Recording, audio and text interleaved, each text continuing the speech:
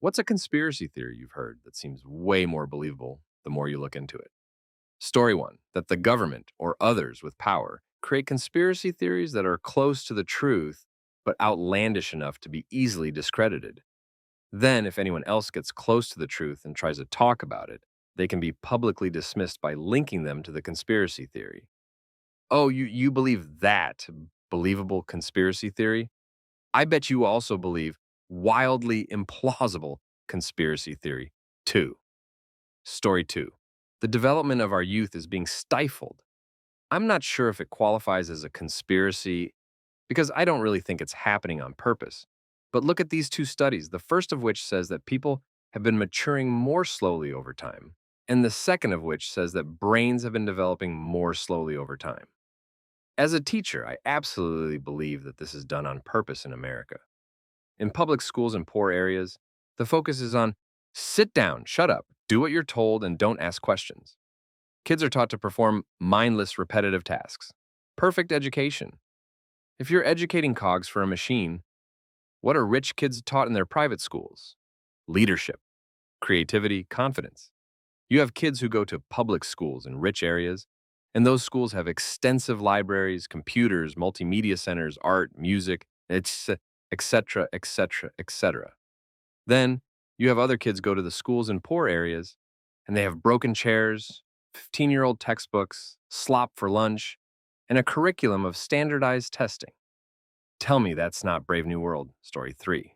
The mattress store money laundering theory.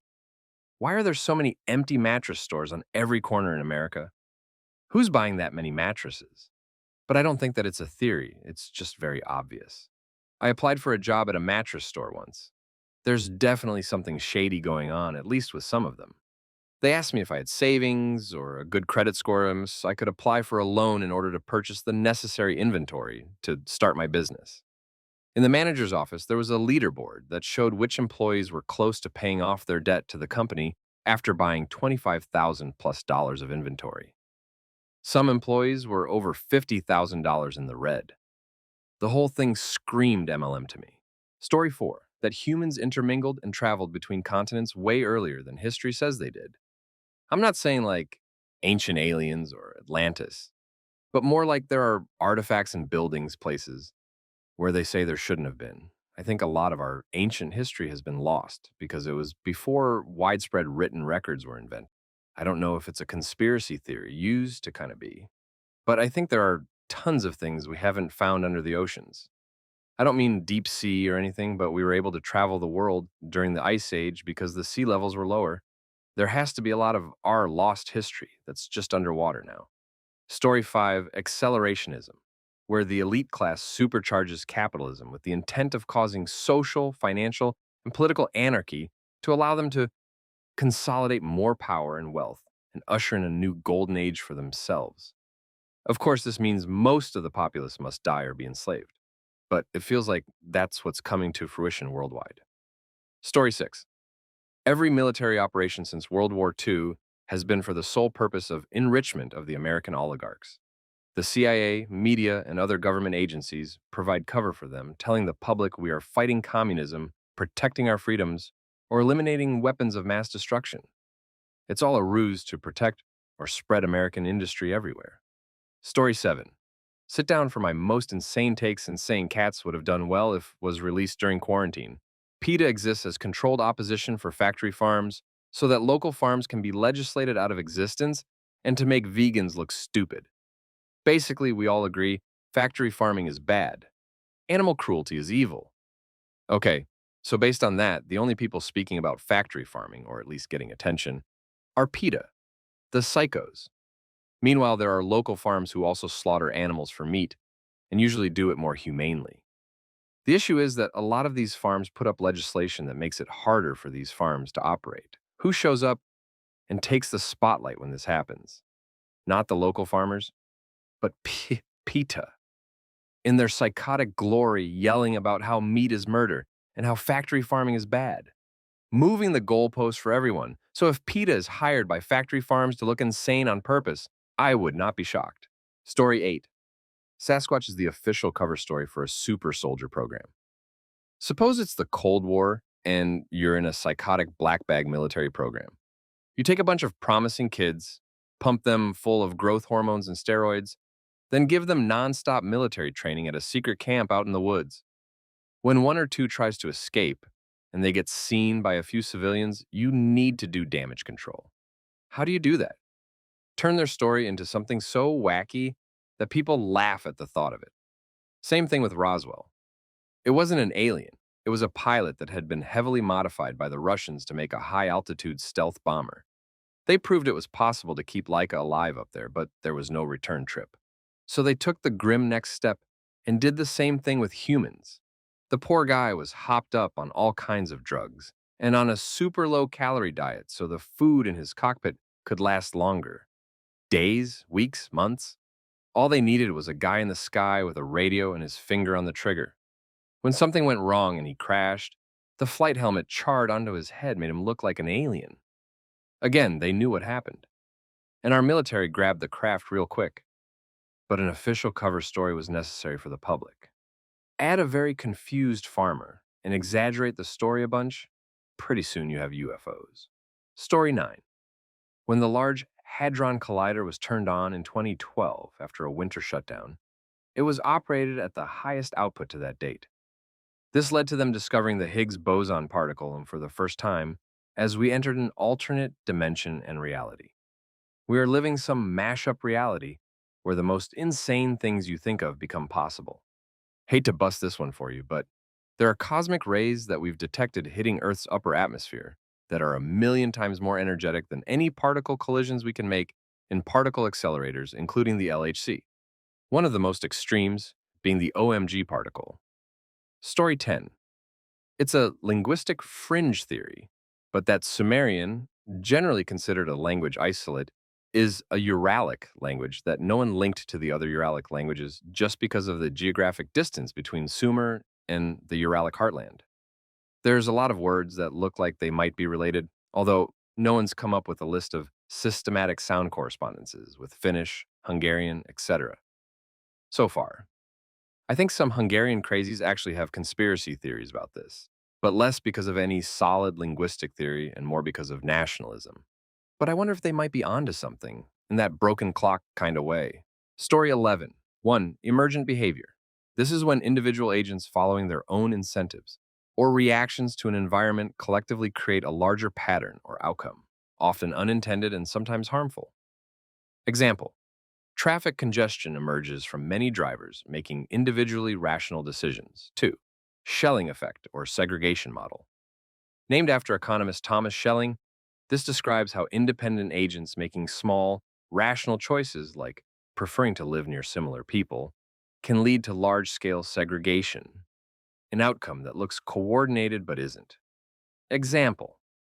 Housing segregation without any formal segregation law. 3. Nash equilibrium, game theory. In game theory, a Nash equilibrium happens when independent agents choose strategies that benefit them given what others are doing, leading to a stable but possibly harmful outcome. Example. Companies raising prices together without explicit collusion because each expects the other to do the same. 4. Moloch.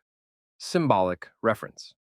Moloch is a metaphor used by thinkers like Scott Alexander to describe a system where individual rational choices lead to a collectively irrational or destructive result.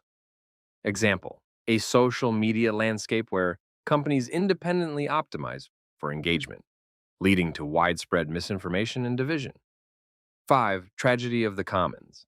This occurs when individuals acting in their own self-interest overuse a shared resource, leading to depletion or disaster. Example, overfishing or pollution. Story 12. This one's just straight up true, but COINTELPRO, counterintelligence program, was a secret FBI operation from the 1950s to the 1970s that aimed to infiltrate, discredit, and disrupt civil rights groups, leftist organizations, and pretty much every activist movement. MLK Jr., the Black Panthers, and anti-war activists were targeted with tactics such as surveillance, false rumors, forged documents, blackmail, and just straight-up murder in cases like Fred Hampton's. The program was officially exposed in 1991 when activists broke into an FBI office and leaked files to the press. It was later deemed illegal, but come on now. This is the US government we're talking about. Story 13. Cipro and Gulf War Syndrome. Ciprofloxacin, Cipro, is a fluoroquinolone antibiotic. Some Gulf War veterans have reported experiencing illnesses similar to Gulf War syndrome, which is a cluster of chronic health problems that some veterans have attributed to their service in the Gulf War. Cipro's side effects, such as muscle weakness, joint pain, and tendon damage, can be similar to some of the symptoms reported by Gulf War veterans. Some studies suggest a potential link between ciprofloxacin and Gulf War syndrome, but the connection is not definitively established.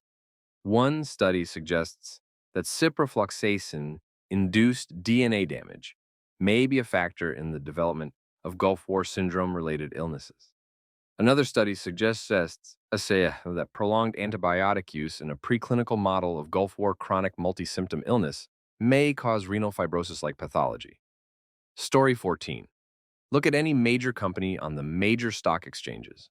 They are owned by the same few companies: BlackRock, State Street, Vanguard, Geode Capital, T. Rowe Price, FMR, Norges, and a few others.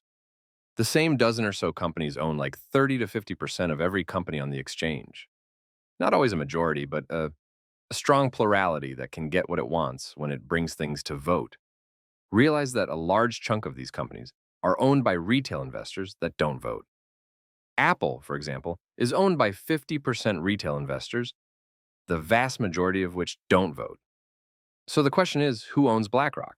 It's Vanguard, State Street, Geode, T. Rowe Price, and the others. Who owns Vanguard? It's BlackRock, State Street, et al. What owns State Street? BlackRock, Vanguard, et al. So how exactly are they different companies? If Company A owns 51% of Company B and Company B owns 51% of Company A, what distinguishes them?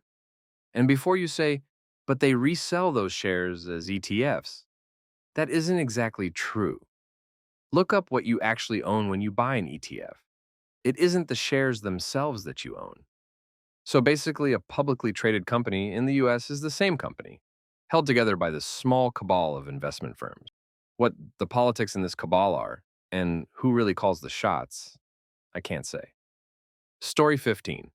The entire documentary of Kings of Tupelo. Look, the guy said some crazy, insane stuff, which just so happened to come true. Not once, not twice, 4 damn times. The 4 whole damn issues that Curtis took up, he was eventually right. I don't know about anyone else, but most crazy conspiracy nuts don't get it right 4 times. Curtis had problems, but how is it that the 4 things he zeroes in on, he gets proven right? It wasn't even like he backtracked or said it after the fact. No, there was proof he was ramping up the nonsense well before any conclusions were reached. He claimed he saw the body harvesting ring. He was right. It was occurring, and he was in contact with a woman who told him the names before the arrests. He was right about James Everett Dutschke. He was right about people following and harassing him, which could have been a cause of his house burning down and car explosion. He was actually being followed as a person of interest. He was correct about several of the ongoing in his small town, specifically the police and judges. This could be just small town knowledge, though. What is weirder is that Curtis clearly has mental issues and was seemingly normal at the end.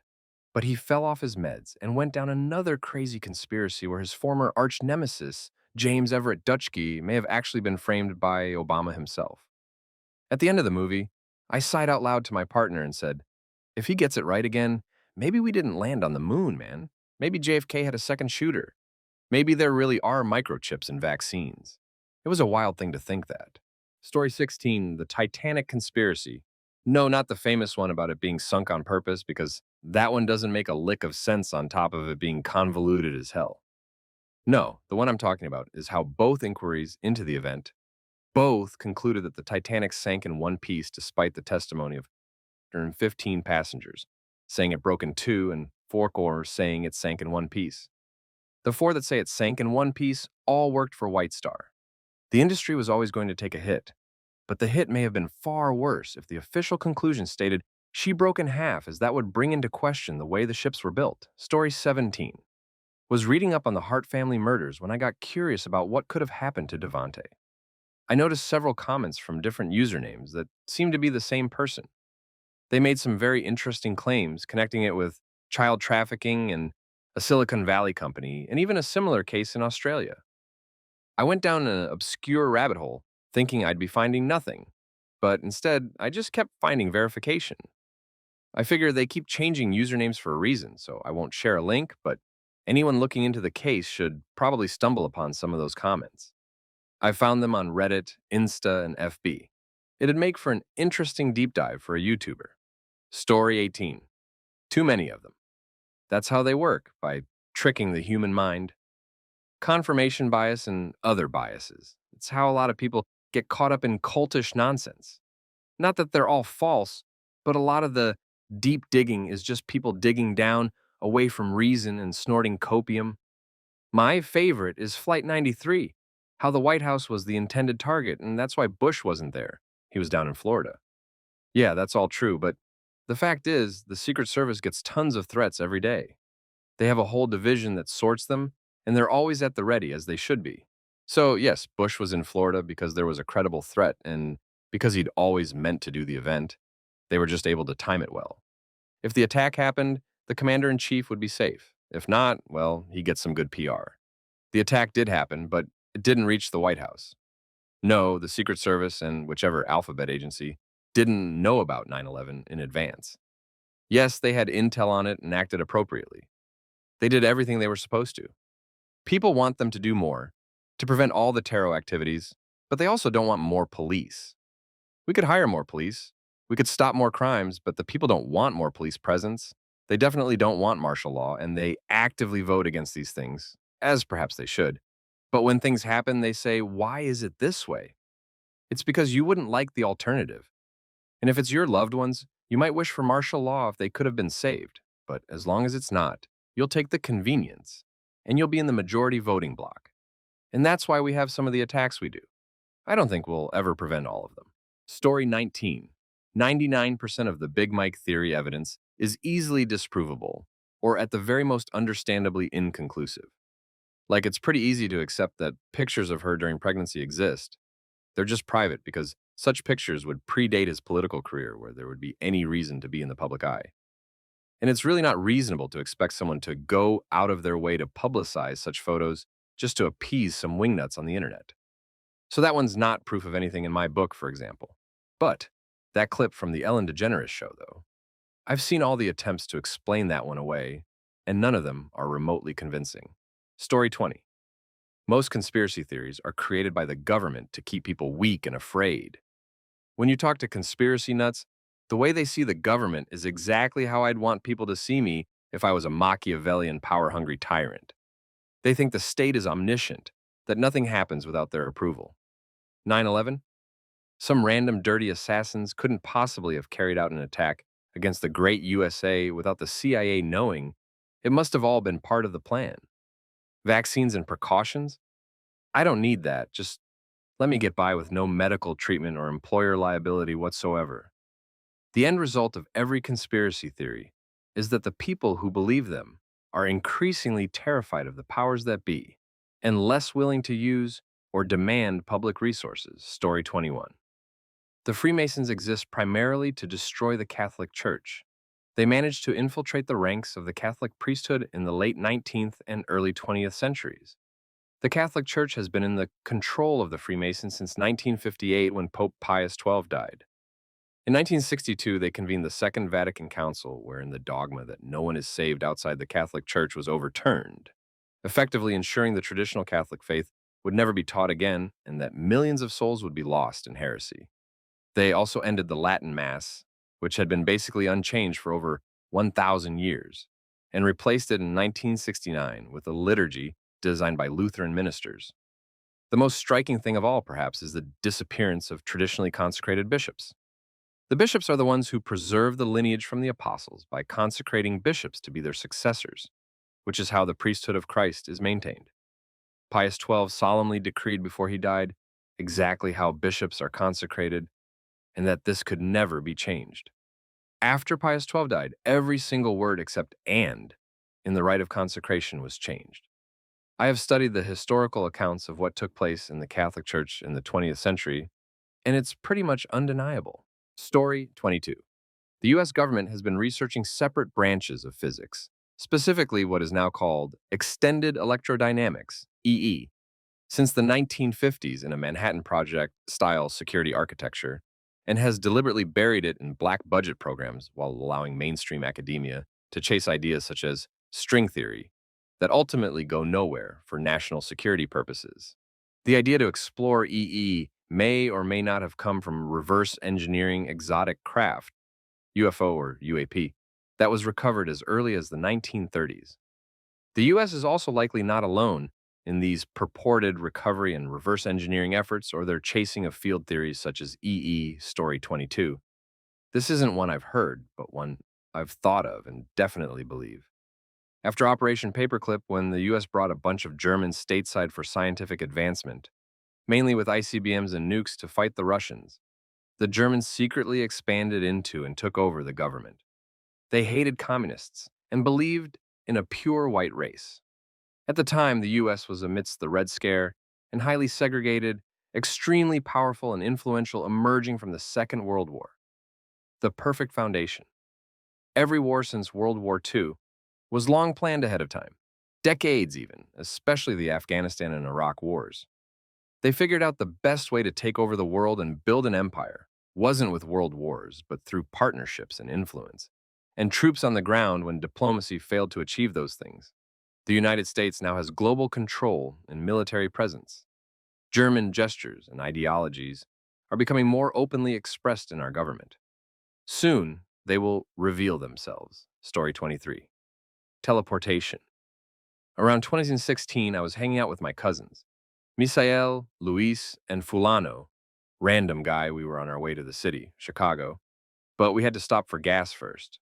Luis, who was driving at the time, he was wearing a hat, and I don't remember how, but the hat he was wearing fell from his head to the back seat where Fulano was sitting, and it fell to the floor. Don't know why, but he didn't bother to pick it up or anything. So after putting gas, 30 minutes passed, and we were halfway to the city. My cousin Luis asks Fulano if he can give him his hat. For some odd reason, Fulano couldn't find the hat, and after a while of looking for it, we just couldn't find it. Well, our night ended, and we dropped off Fulano home, and we went to Luis' dad's house to sleep. Mind you, we were in Louis' car, and his dad's car has been in the garage, locked for a long time. We went to sleep, and the next day in the morning, Louis' dad called him and said, "Hey, is this your hat?" And Louis was like, "Yeah, how did you find it?" And Louis' dad was like, "In the garage inside my car. How did you get in if it's locked?" That's the part that blew our minds. Story 24. The history of human civilization is missing a chapter or several. The amount of engineering, knowledge, resources, technology, and/or labor needed to create all the incredibly massive ancient stone structures around the world, such as the Egyptian and Mesoamerican pyramids at least, isn't even close to how ancient man was supposedly progressed at the time of their construction. A supposedly primitive mankind was able to construct some of the most massive buildings ever by their total mass and weight, not necessarily height and volume alone, with precision engineering that matched their construction perfectly to Earth's cardinal directions and astronomical alignments. But they're just tombs for their dear leaders, even without any bodies or related evidence found in them. I bet it would take a modern man a hell of a lot of effort to replicate the Great Pyramid at Giza, even using our modern technology, but ancient man was able to build the heaviest building ever constructed, the Great Pyramid, with perfect engineering over 4,000 years ago, within 20 years. They just used ropes and logs to pull millions of perfectly cut, multi-ton stone bricks over 400 feet up off the ground. Meanwhile, no bodies or evidence of the pyramids being tombs has ever been discovered in the Giza pyramids. It just seems a little hard to connect ancient man going from the ability to create the massive and precise stone structures all over the world to where we were even 1,000 years ago. This page is for just pyramids in general, including the ones constructed in modern times, but it lists plenty of ancient ones that are thousands of years old from all around the world. There had to have been some kind of practical reason and method to construct all these. Otherwise, ancient man wouldn't have been able to even attempt constructing half of these.